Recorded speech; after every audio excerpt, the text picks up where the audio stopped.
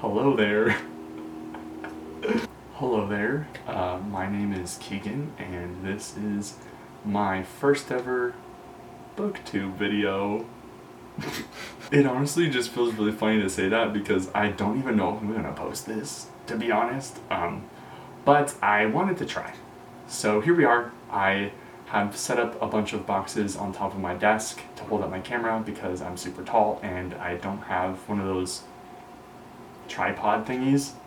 So we're doing it a little ghetto, and I wanted to make sure you could see that there's some books in the background. You know, there's more there, and there's a ton over there, but you'll just have to take my word for it on this one.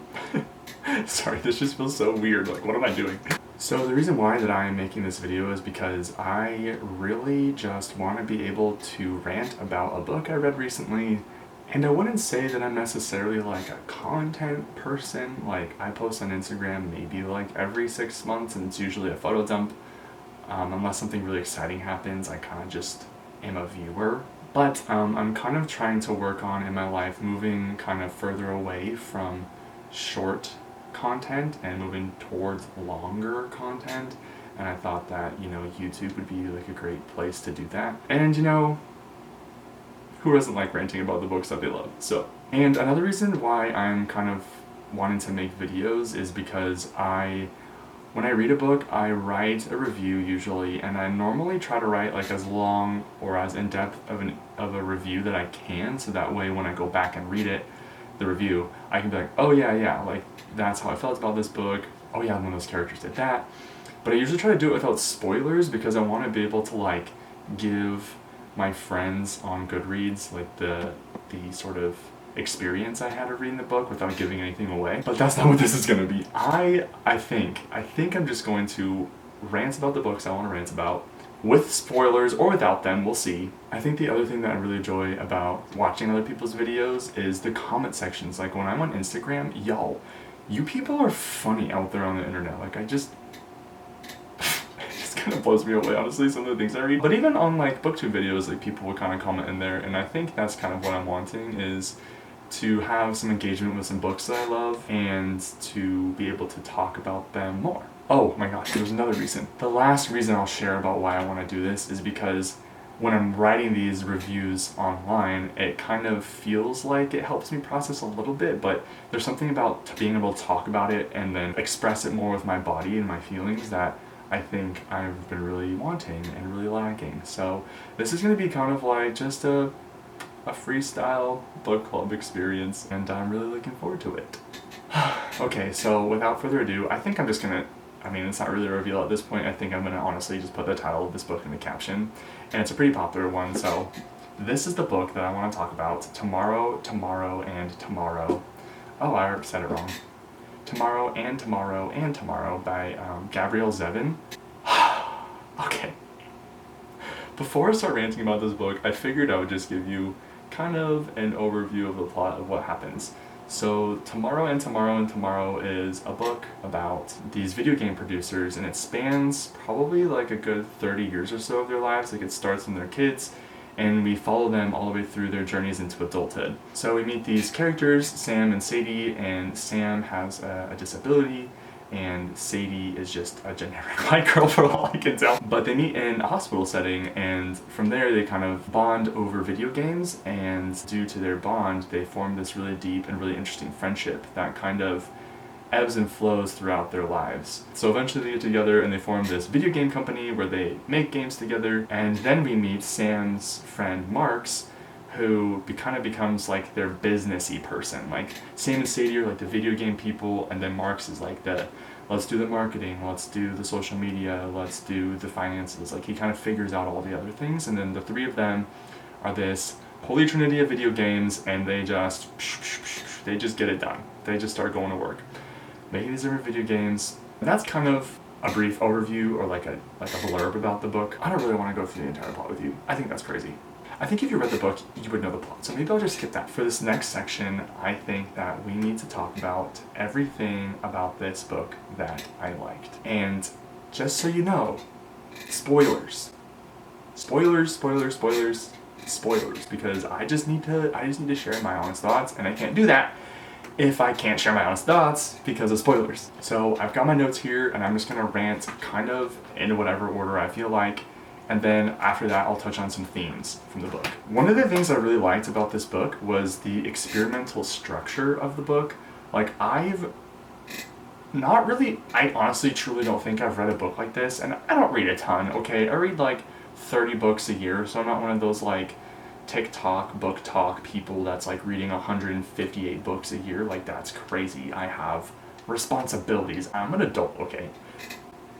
Anyways, I really liked the structure of this book. I thought it was just sort of like unusual in a good way. So, for example, the author, Gabrielle Zevin, makes pretty liberal use of capitalization, like full-on sentences fully capitalized to kind of emphasize people screaming or making different points. And I just thought that was kind of cool. There's elements like that where you could kind of maybe think that that might be kind of gimmicky to do, like, okay, like, you didn't go to formal writing school, no one uses that, but the way that she did it was subtle enough and also sparingly enough that it didn't really rub me the wrong way. Another aspect of this book that I thought was experimental and very interesting was there was one chapter in the second person. So first of all, I've never read a book in the second person. I don't think I've ever really read anything outside of poetry in the second person, and I thought it was really refreshing, like, to go from this sort of, the whole book is in third person, and then to kind of just get launched into the second person perspective and have to figure out, like, who are we talking about, what's going on. Like, it seems just so out of left field, out of pocket, to quote the youth, but it's the way that she does it is fascinating, because the longer you get into the chapter, you start realizing who it's about. And if you've read this book, you know that it's about Marx after he dies, or I guess in the process of him dying. He hasn't quite died yet, but then you're kind of taking on Marx's perspective after he's been shot, and sort of the ins and outs of his childhood and things that he longs for and things that he had dreamt and things that he wants, different memories that he has, different regrets maybe. And I thought it was just such a beautiful and such a fantastic way to bring us into the mind of Marx a little more, and to really get that perspective of what it might feel like after you've been shot and you're dipping in and out of consciousness. And then to just kind of have the you element be this sort of like direct to the audience, like it's hitting me, because she's saying, the author is saying, you are experiencing this, you are feeling these things. And I was like, I think I kind of am. And then of course that chapter ends devastatingly. So thank you, Gabrielle Zevin, for just taking my little heart and just, ripping it to pieces and just letting it fly everywhere like an explosion. That's really kind of you. So another element of the experimental structure that I thought was fascinating was there's this one chapter, kind of similar to the you chapter. It wasn't in the second person, it was in the third person, but it was the Pioneers chapter, and you kind of just get launched into this, like, different characters. You're like, what's going on? You kind of start getting hints slowly that, like, oh, I think this is about people that I know, and the whole book is about video games, so it's like, okay, I've been just dropped into this, like, old Western video game, and so now I'm trying to figure out, along maybe with even the characters themselves, like, who am I?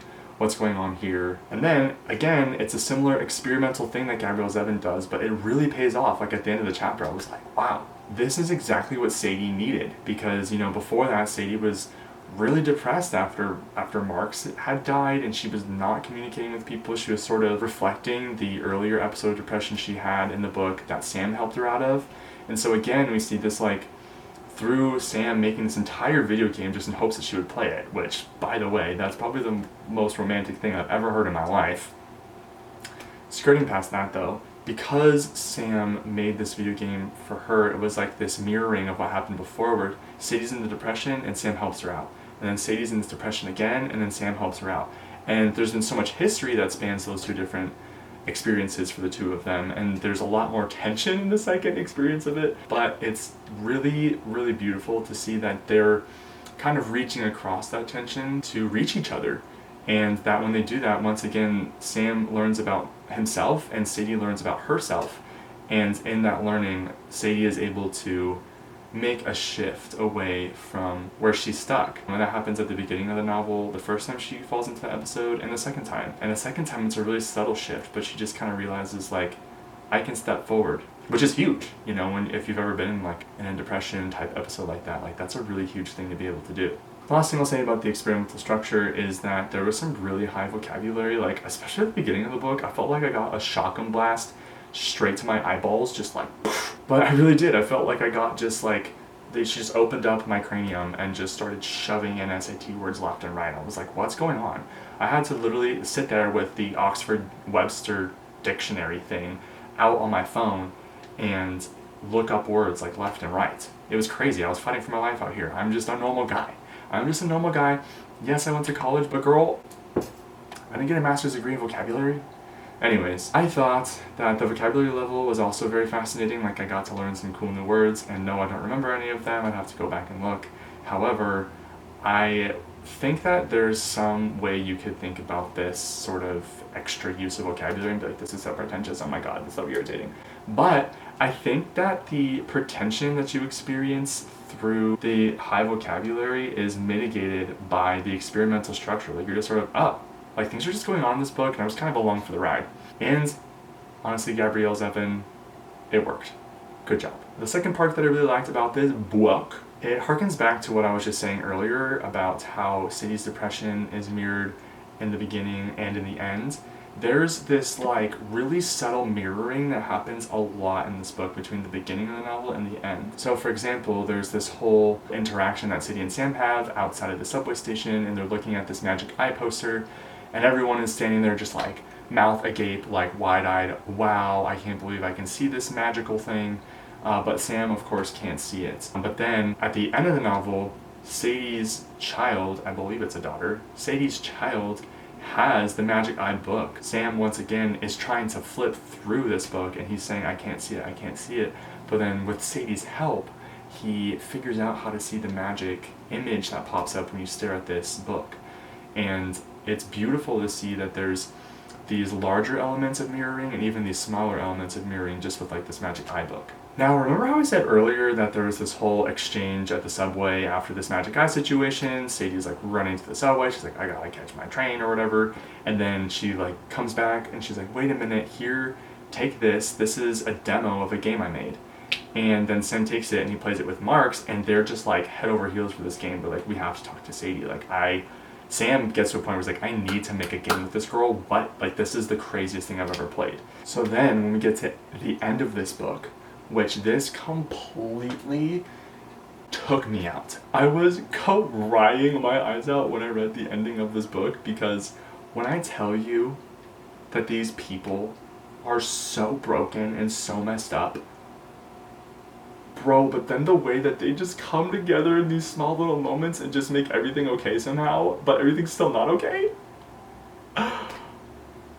I was losing my mind. So basically what happens is there's this mirroring situation with Sam and Sadie, where I think they're hanging out for some reason, can't remember. Sam was in New York briefly, and then Sadie is about to get on her flight, and they're talking back and forth, potentially about making like another game, maybe an Ichigo remake, a third one, which they had talked about for years but kept putting on the shelf. And as we know, Ichigo is like the first game they made, so this would be like a kind of really meaningful connection for them to have, especially after Marks had passed away. I think Sadie just really didn't want to make this game, but we get to the ending of this book and she's about to get on the plane, and then she's like, wait, and she calls back out to Sam. She has this flash drive and she's like, here, take this. This is kind of like the seed of the next game that I want to make, potentially an Ichigo number 3.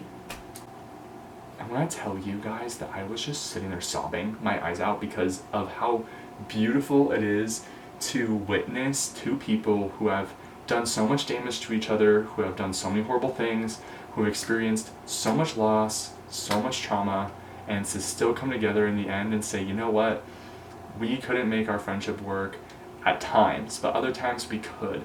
And there's this kind of, since we've been children, this undeniable connection that we have with each other, and that little spark is enough to just be a human being and extend that humanness to another human via this flash drive and just say, you know what, I think that we've done a lot of damage, but I think that we can still do great things together.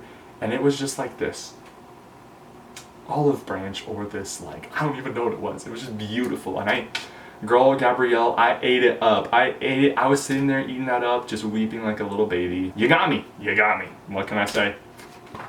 let's see. I was also kind of curious to know if this book has a chiastic structure, and this is something that you probably haven't heard of, or maybe you have. I learned about it in like this Bible class that I took one time. Anyway, in that class, they were talking about how there are these structures called chiasms in ancient literature where there's a beginning and an end, and there's like a middle part, and the middle part is the most important part of the book. So like modern stories, like they kind of have like the whole introduction, exposition, rising tension, climax, falling action, and then like a conclusion. But in a chiastic structure, it's kind of mirrored, everything's mirrored, and so the climax is actually not like this 3/4 point, it's this halfway point. And I don't think this book necessarily has that structure, but you know what falls conveniently in the middle of this book? Marx's death. Yeah, I know. So it pulls into question this curiosity that I have, which would be, is Marx's death the turning point of this book? I mean, it's definitely a turning point for Sadie, because that girl was not well. But I do really believe that there's something really important that happens in that tragedy that kind of takes the tension that had been building in Sam and Sadie's relationship and shatters it. It goes from like this tension where it's being pulled and pulled and pulled, and then it just can't take anymore, shattered. And then so the second half of this book, we really seem to step into more, how are these two people going to associate? Are they done forever? Are they going to connect ever again? They can kind of feel that they used to have this connection and now it's gone. What's going to happen? And so again, I think through those different mirroring experiences with the depressions, with the Magic Eye book, with Sam wanting to make a game with Sadie giving this sort of seedling of a game to Sam, like there's just all these different mirroring elements that I think are just fascinating. And it, honestly, round of applause for you, Gabrielle. Like, it's just, wow. Guys, I'm still ranting about this book. It's been so long. Okay, stick with me. There were some other interesting elements about this book that I wanted to share, which I love, like the little literature Tumblr boy in me just absolutely ate this up. So there was the inclusion of poetry. And I, if nothing else, to my very heart, am a poet. Like, I don't mean like I'm actually good at it, I just love poetry, and I don't mean fake deep poetry, I don't mean note-app poetry, which maybe has its place, but that's a whole nother video. I loved how in this book, Gabrielle Zevin brought in elements of poetry, of theater, of stories, of gaming, and kind of wove it all together in this really beautiful masterpiece that, again, didn't come across as pretentious, which I thoroughly enjoyed that, because when a book comes off as pretentious, I'm looking at you, Andrew Murray, Mayflies. When a book doesn't come across like Mayflies, you actually tend to enjoy it. Okay, we're just gonna... Sorry, my camera just ran out of storage, and I guess I'm yapping too much, so maybe I should wrap this video up. It's okay though, we gotta figure it out. I had to upload the video onto my laptop, and now my camera is completely free for me to continue yapping. So as I was saying, I really enjoyed the poetry element of this book. I mean, it was just sort of like a thing that got thrown in here and there, but it comes from Emily Dickinson, and I don't know the exact phrasing, but she basically says, all we know of love is that love is all there is, and then therefore the freight should be proportioned to the groove. I really do think there is this aspect of love that's really hard to capture in words, in feelings, in actions, in arts, in writing, in poetry.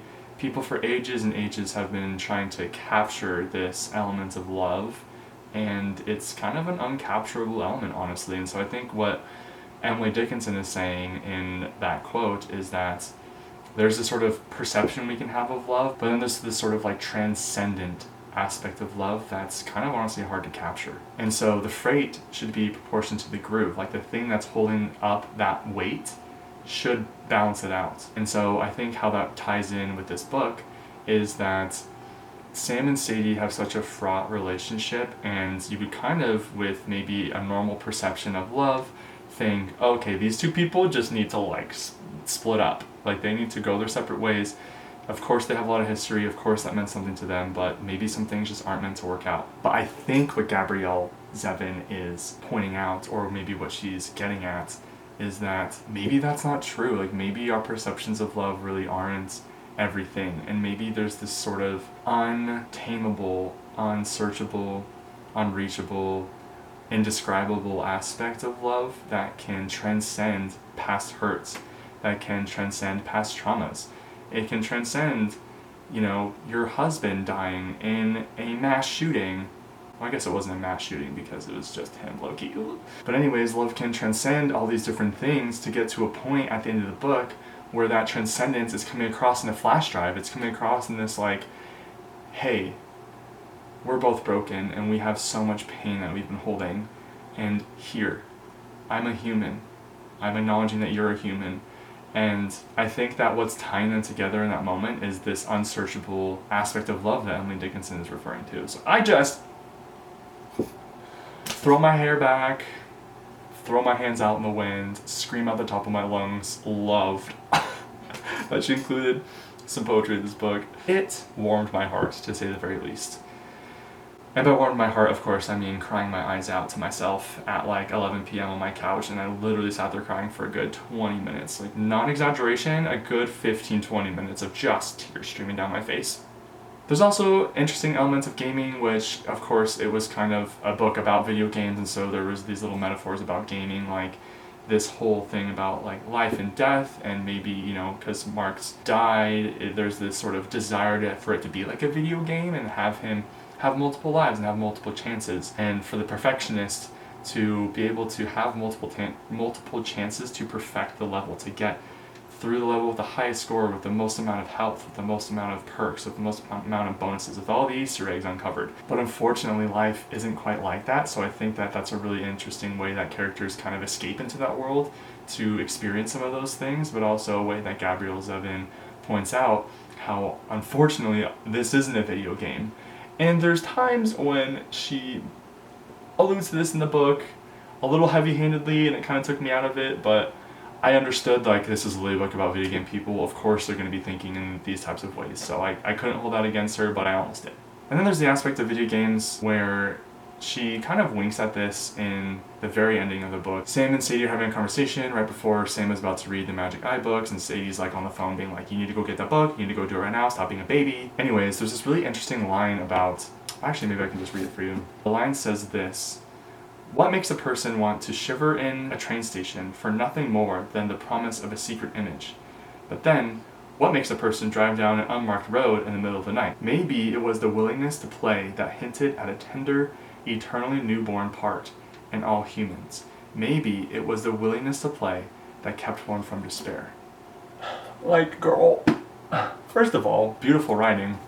Second of all, the concept is so interesting, this idea of that it kind of goes beyond distraction, but it's about this sort of natural thing in all humans to want to play, and how we kind of lose that as we grow up. But maybe if we could reconnect to that thing, play could help us move away from hopelessness and despair.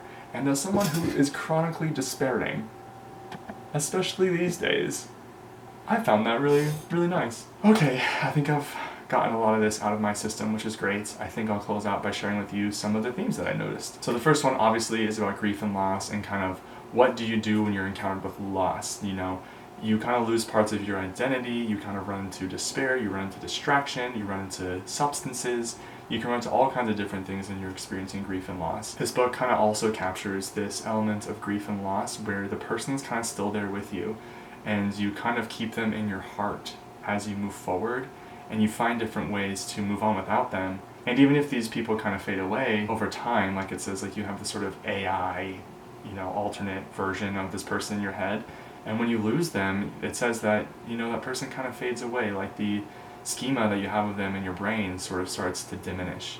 And I think that's really sad, but I think it's also really beautiful that you really need people there in front of you to have that real connection. But I think it's also really beautiful that you carry them with you in your heart as you move forward, and that even if there's a sort of diminishing there, that doesn't make it any less meaningful, if that makes sense. Another important theme in this book is obviously trauma, the experience of trauma, what that does to a person. We see this with Marcus's death, we see this with the mass shooting, we see this with Sadie, definitely, how she's lost her husband and now she's kind of pregnant on her own with this kid that she now has to have by herself. We see this with Sam's mom and Sam when Anna Lee jumps off of a building and kills herself. We see this with Sam's mom when she dies in the car accident. We see this kind of experience of trauma happening over and over and over and over again, and it kind of pulls into question, like, is trauma really all there is in life? But obviously, that's not all there is. There's also friendship, there's also play, there's also a lot of things that I've already talked about in this video so far. But yeah, I think the aspects of trauma really draw the characters to struggle with the grief and the loss and the feelings that they're carrying, and then have to work through those and figure out ways to process them healthily, which they don't always do. Another theme I noticed in this book was definitely about sexism, about racism, you know, the sexism parts that Sadie experiences being like a female video game producer. Like, it's a male-dominated industry. She experiences this in classes at MIT.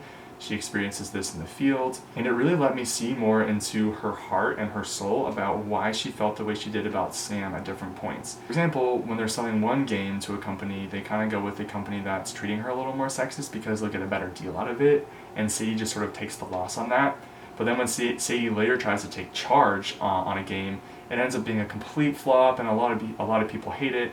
And then she kind of attributes that to her being like this female video game producer. And so I think that the subtlety of that throughout the book really helps you explore and question for yourself, like, why should her gender or her sex have anything to do with the quality of games that she can put out? And it's very clear that she's like the linchpin in this process. Like, Sam kind of needs her to be able to make video games, and Sam doesn't experience her in any inferior way. However, that's kind of what she feels as a response to the things that she's experiencing in society, which is really unfortunate and really sad. But I love that Gabrielle Zevin brought that to the surface for us to kind of engage with.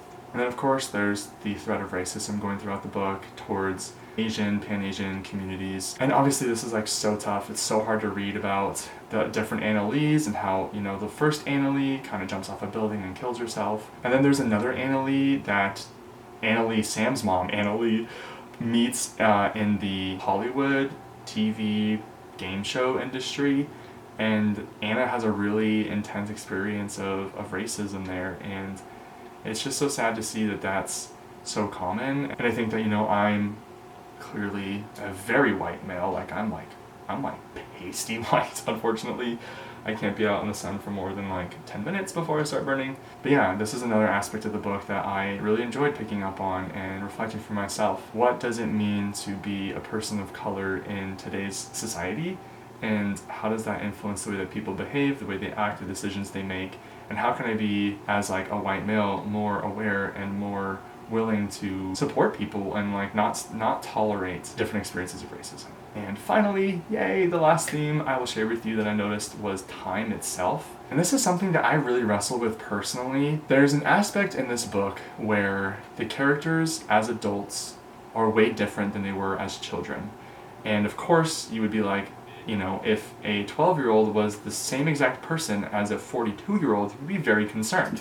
And I share that concern with you. However, what this book gets at is there's this really interesting element of, as time passes, you can kind of look back at yourself, at a previous version of yourself, and honestly not know who they are. And this is something that I think about all the time. You know, sometimes I'll find like an old scrapbook, or I'll find an old project from when I was in elementary school, or I'll find something in a computer from when I was in high school, and I will just be so fascinated to see what was going on in my brain, what was going on in my life at the time, what type of person I was. And whenever I encounter these things, I always really wish I could ask myself at that version, at 6 years old, at 12 years old, at 17 years old, what would you say? Like, what's your favorite food? What's your opinion on politics? Like, I just want to know about who I was back then. And so there's this element of the passage of time that can kind of create multiple versions of yourself that you can't interact with anymore, but that have all formed into the person that you are now. And the way that this is brought forth in this book is through Sadie kind of keeping these secrets to herself throughout the book. The sexism she experiences, the building resentment that she has towards Sam for his success and her failures, the romantic tension that she feels between herself and Sam, and herself and Mark's. Like, so many of these things are undercurrents that she doesn't really share. And then when we get to the end of the novel, she actually kind of questions that. She's like, why did I keep this from you for so long? Why did I keep this resentment, these hurts, these questions from you for so long? And you can see Sadie's character gets actually really confused by her younger self. Like, why did she think that was a good idea? Like, she currently doesn't think that's a good thing to do at all. And so she starts to open up and give Sam a look behind the curtain. And then Sam has this really meaningful, like, oh, I didn't know this was true. Like, this kind of changes things. And of course, all this is happening during that meaningful interaction right before she's trying to get on the plane.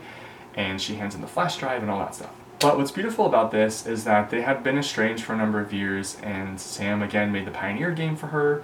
And she ended up playing it, and so they kind of reconnect, even though when Sadie finds out that Sam did that and that he was actively engaging with her through the game, she shut it off and she just cut him out. Even though she did that, it made her feel hopeful again.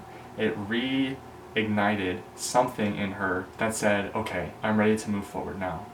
And she did. This is one of the things I find most beautiful about this aspect of time playing a role in this book, is that people are ready to embrace hope when they're ready to embrace hope. People are ready to change when they're ready to change, and no sooner. And it's kind of a little irritating at times waiting for Sadie to get off her butt and just sort of like live her life again, because you don't want to see people living like that. Like, of course it was sad, of course you've had so many things to deal with, but you need to process those things and then let them go.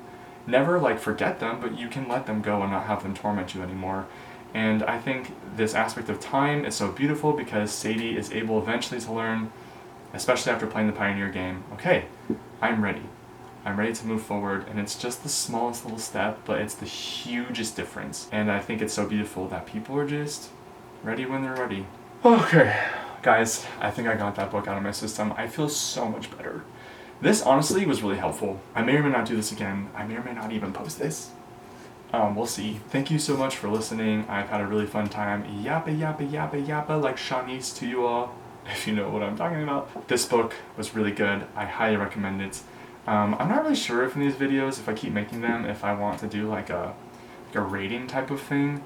I mean, if you can't tell, I would rate this book 5 stars. And you know what's funny is I just started this because this is the last book I read. Like, it's not like I'm like, oh, this is the book I read 2 years ago, I gotta review it. It's just like, this is just fresh on my mind. So I think I might keep doing stuff like this. I think it's pretty fun. And honestly, I do feel the difference in my body. Like, I feel like I've let something out of me, which feels so good. So yeah, that's all I have for you for now. I really hope that you enjoyed this video. And I will say that I am a Master's of Social Work student and I start school in 2 days. Oh, it's gonna be fine. It's gonna be fine. It's gonna be fine, right? It's gonna be fine. I think of Jennifer Lawrence. What do you mean? What do you mean? What do you mean? I love that video. That's me as I approach school. What do you mean? Anyways, thank you so much for watching, and we'll see you next time. Bye. Bye.